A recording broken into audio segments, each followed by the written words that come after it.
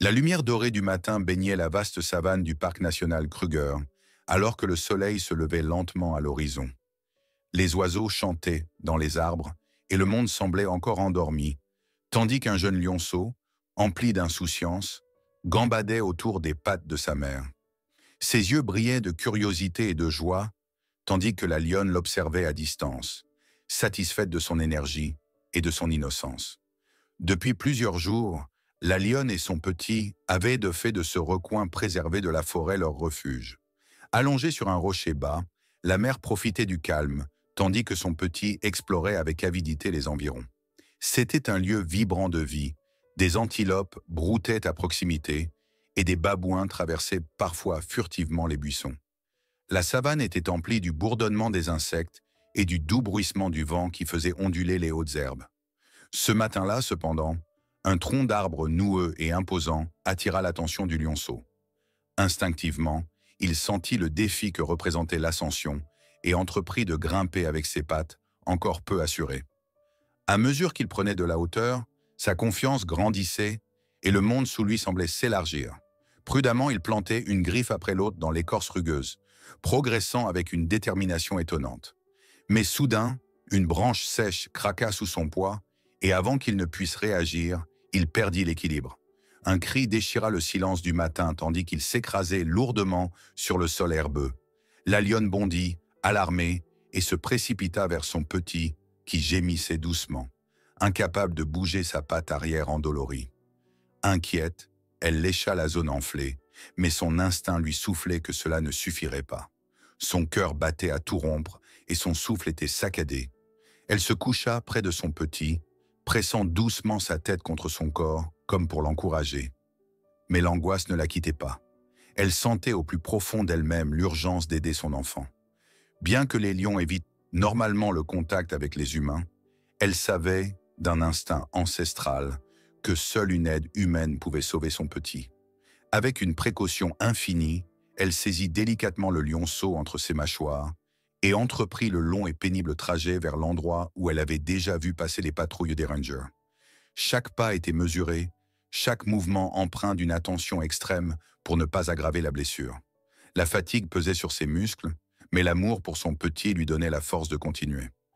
Pendant ce temps, Sifo, un ranger expérimenté, patrouillait avec son équipe dans la partie est du parc. Le soleil était déjà haut lorsqu'il aperçut au loin la silhouette d'une lionne s'approchant des véhicules de patrouille. Un comportement des plus inhabituels. Fronçant les sourcils, il coupa le moteur pour éviter toute menace inutile. Ses collègues se mirent aussitôt en alerte, prêts à réagir au moindre danger. Mais quelque chose dans l'attitude de la lionne, sa démarche prudente, presque suppliante, intrigua Sifo. Il fit signe à son équipe de rester vigilante, puis descendit lentement du véhicule, les mains levées en signe de paix. D'une voix calme et posée, il s'adressa à la lionne. À sa grande surprise, celle-ci déposa le lionceau blessé devant lui avant de reculer légèrement, ses yeux emplis d'une muette supplication. Pendant un instant, le temps sembla suspendu. Homme et animal se faisaient face, liés par un fil invisible de confiance. Sifo hésita un instant avant de s'agenouiller prudemment pour examiner le petit. La patte arrière était gonflée et couverte de terre. La lionne l'observait, tendue, mais lorsqu'il posa doucement la main sur le pelage du lionceau, elle ne bougea pas. Soulagé, il constata que la blessure était sérieuse, mais pas fatale. Avec des gestes mesurés, il fit signe à un collègue d'apporter le matériel de secours. Ensemble, ils nettoyèrent la plaie, la désinfectèrent et posèrent un bandage. Le lionceau gémit de douleur, mais les paroles apaisantes de Sifo semblèrent l'apaiser.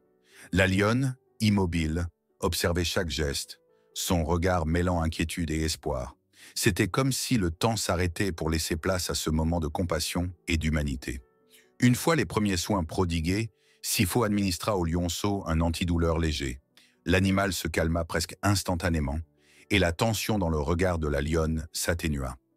Il savait que le petit aurait besoin de quelques jours pour se rétablir, mais ses chances étaient dans la bonne. C'était un instant hors du temps, une connexion profonde entre l'homme et l'animal, une demande d'aide instinctive et la douceur d'un geste bienveillant. Dans le vaste silence de la savane, chacun des témoins ressentait la singularité de cet instant où deux mondes se rencontraient, unis par le même désir de protéger la vie. Le soleil poursuivait sa course dans le ciel, tandis que les rangers, sous la direction de Sifo, observaient encore cette scène inhabituelle. Une lionne qui, de son propre chef, sollicitait l'aide des humains. La tension se dissipait peu à peu, mais la vigilance restait de mise. Sifo et son équipe avaient prodigué les soins médicaux nécessaires aux lionceaux, mais la suite des événements exigeait prudence et patience. La lionne restait tout près de son petit, les yeux rivés sur Sifo, comme pour s'assurer qu'aucun autre mal ne lui serait infligé. Lentement et avec précaution, le ranger recula de quelques pas afin de ne pas les oppresser. Ses collègues, quant à eux, gardaient un œil attentif sur les environs, conscients que d'autres prédateurs pouvaient être attirés par cette situation inhabituelle. Un léger vent fit frémir les hautes herbes, et la savane sembla suspendre son souffle un instant. Le lionceau leva légèrement la tête et tenta de bouger ses pattes, mais la douleur le fit aussitôt tressaillir. Sa mère le lécha doucement pour l'apaiser, avant de poser sur Sifo un regard empreint d'interrogation, comme si elle cherchait à comprendre si tout allait bien. D'un léger hochement de tête, il lui répondit, tout en murmurant quelques paroles d'une voix calme et posée, sans cesser d'observer attentivement le moindre de ses mouvements.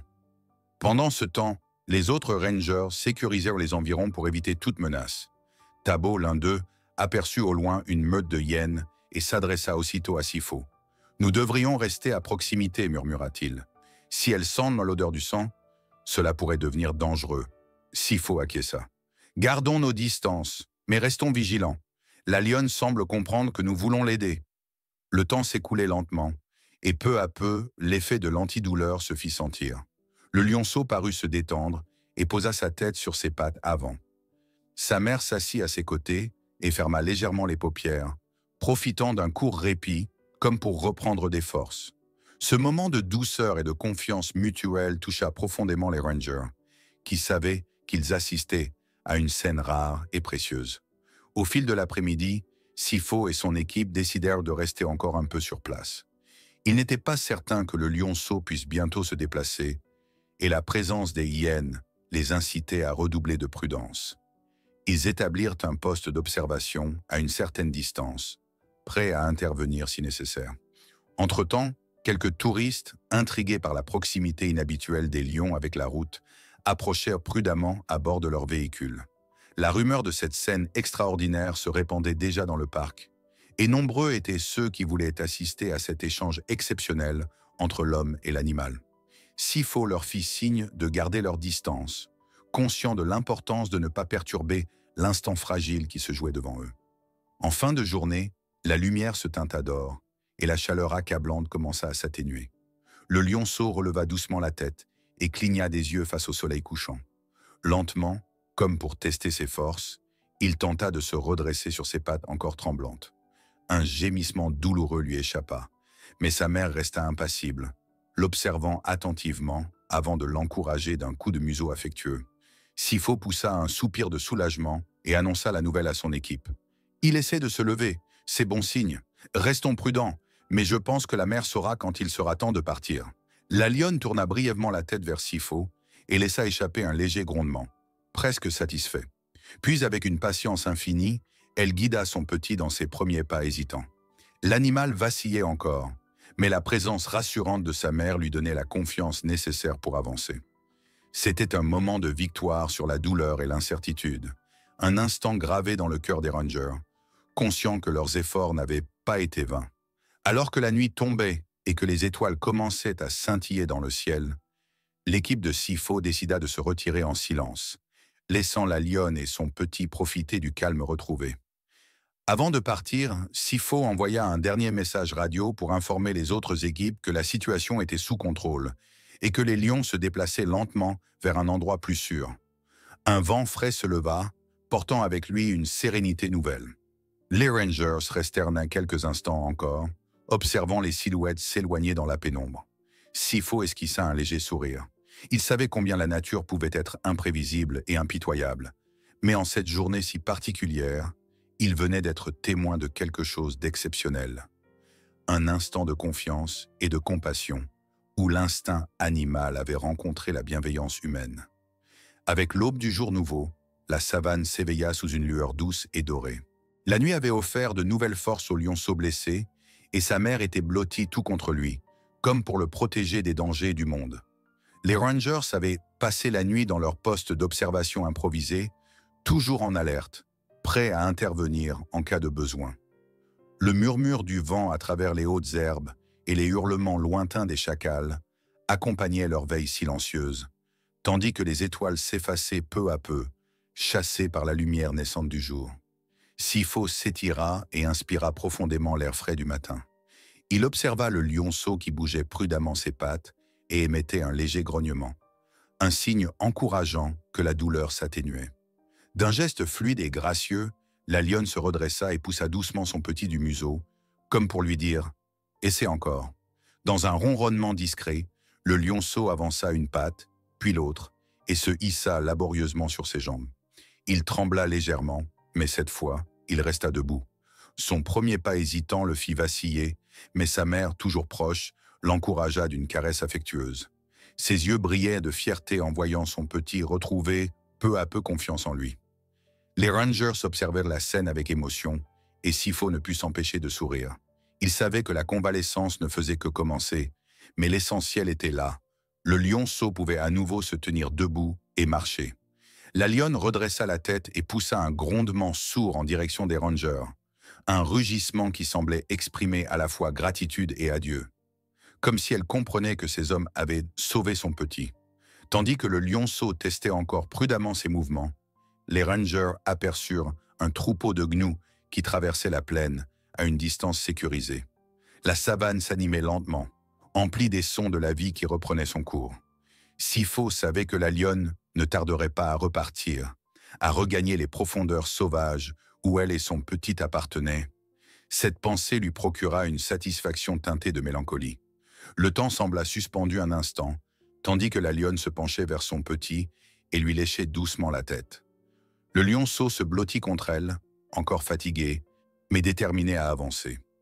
Leurs regards se croisèrent une dernière fois, l'animal et l'homme, et Sifo ressentit un profond respect pour la force inébranlable de cette mère courageuse. Alors que le soleil montait à l'horizon, la lionne fit un pas décidé vers l'avant avant de se tourner une dernière fois vers Sifo. Leurs regards s'accrochèrent un bref instant, un échange silencieux de compréhension. Puis elle frotta affectueusement sa tête contre le flanc de son petit et s'éloigna avec lui. Le lionceau vacillait encore légèrement, mais il avançait avec une détermination nouvelle. Peu à peu, leurs silhouettes disparurent dans les hautes herbes et les Rangers les laissèrent partir, respectant la distance qui s'imposait. Un dernier regard en arrière, la silhouette de la lionne se détachait contre le soleil levant, son petit marchant courageusement à ses côtés. Sifo les suivit des yeux jusqu'à ce qu'ils disparaissent dans la brousse. Il savait que la nature reprendrait ses droits, mais ce moment resterait gravé dans sa mémoire et celle de son équipe pour toujours. De retour à la base, Sifo fit son rapport et compléta les documents nécessaires. Très vite, l'histoire de la lionne courageuse et de cette interaction extraordinaire entre l'homme et l'animal se propagea à travers le parc Kruger et au-delà. Tant les visiteurs que les habitants furent touchés par le récit du lionceau blessé qui, grâce à la détermination de sa mère et aux soins des Rangers, avait obtenu une seconde chance. Les jours passèrent et les Rangers continuèrent à surveiller la zone, espérant apercevoir à nouveau la lionne et son petit. Parfois, ils trouvaient des empreintes fraîches ou entendaient le grondement lointain d'une lionne, mais le duo restait invisible. Sifo était convaincu qu'ils avaient retrouvé leur chemin, forts et unis face aux défis de la savane. L'histoire de Sifo et de la lionne devint une légende locale. Elle inspira les gens à reconsidérer le lien entre l'homme et la nature, à voir en elle non seulement un équilibre fragile, mais aussi un rappel puissant de la compassion au sein d'un monde souvent rude. Ce récit devint un symbole d'espoir et de confiance, marquant profondément ceux qui l'entendirent. La savane poursuivit son cycle immuable, mais la mémoire de cette lionne courageuse et de son petit resta vivace. Sifo savait qu'il avait été témoin de quelque chose d'exceptionnel, une rencontre qui lui avait appris que même les cœurs les plus sauvages pouvaient parfois chercher de l'aide. Il laissa son regard errer une dernière fois vers l'horizon, où le soleil baignait les herbes d'une lumière dorée, et sourit, reconnaissant pour cette précieuse leçon qu'il n'oublierait jamais.